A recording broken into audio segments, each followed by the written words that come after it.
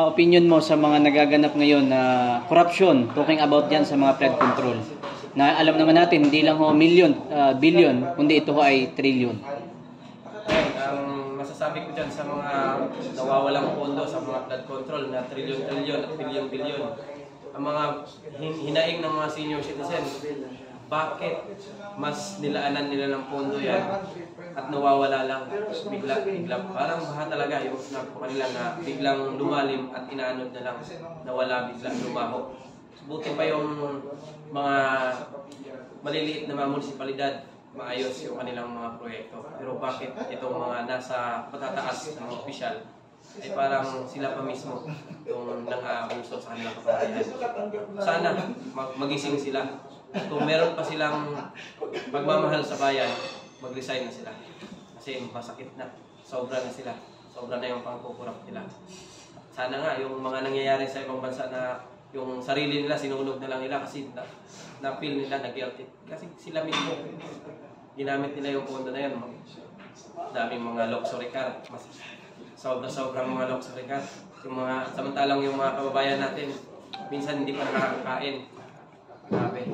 Masakit para sa aming mga kabataan na makita yung sitwasyon na yan at naawa kami sa mga matatanda na kahit sa kanilang edad ay bumubulong na lang sila na sana merong tumindig para manawagan na sana mag-resign na yung mga tao yan. Sobra na yung pangkukulimbat nila sa bayan.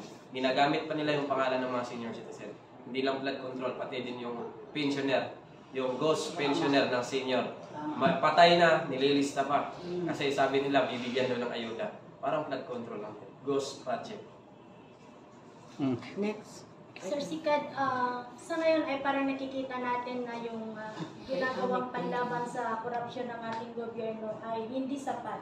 Bilang isang social media influencer, ano ang suhestyon mo sa gobyerno upang malabanan ito? Sa ngayon, nakikita natin na yung pamamaraan ng ating gobyerno na paglaban sa korupsyon ay parang hindi sapat. So bilang isang social media influencer, ano yung suggestion mo sa government natin upang makatulong o maging mas malakas o mas maging effective yung panlaban sa korupsyon na kinakarap natin ngayon?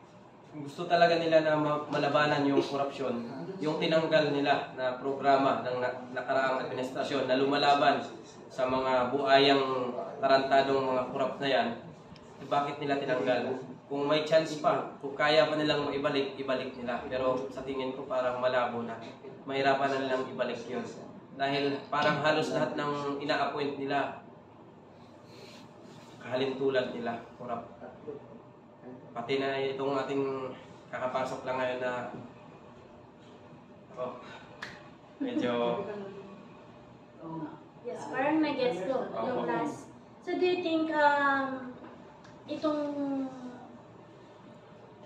naipaupo na ombudsman natin ay ang daming tumututol, no? kahalintulad lang nila. Para sa'yo,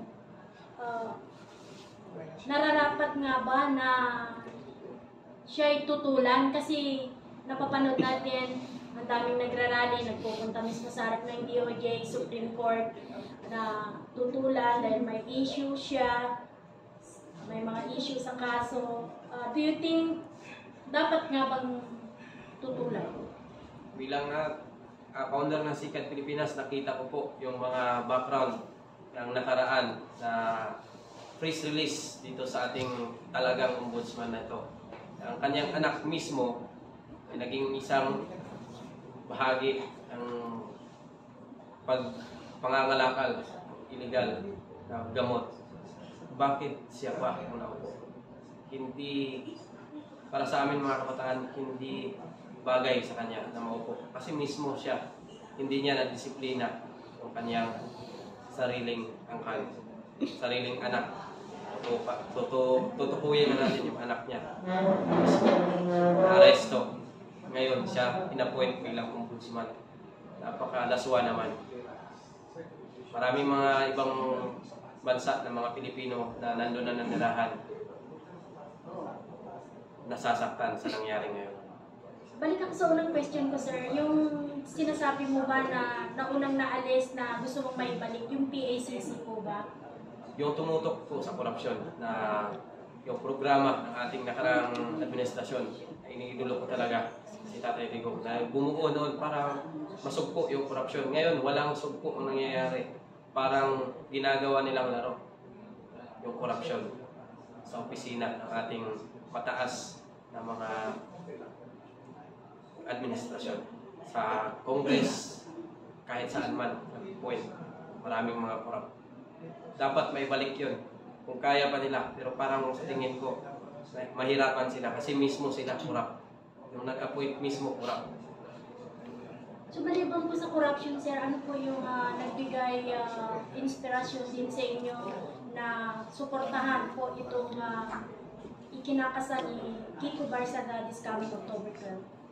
Bilang pagtindig ko po sa boses ng mga matatanda at maraming mga retired na po na mga abogado at retired na po na mga nanunungkulan sa ating pamahalaan dati na nagko-consult ako sa kanila. Gusto ko mang tumigil kasi nahihirapan ako kasi yung boses ng mga matatanda ng Anti-Elderly Abuse Act natatabuhan. So ngayon titindig ako dahil nandito po ang ating nag-iisang congressman na si Kiko Barsaga na tumitindig bilang boses din ng kabataan. Sa amin dito ngayon, kasama si Super DM, kami kabilang sa kabataan, kami makikisa sa panawagan ni Congressman na makilahok para sa korupsyon ay tapusin.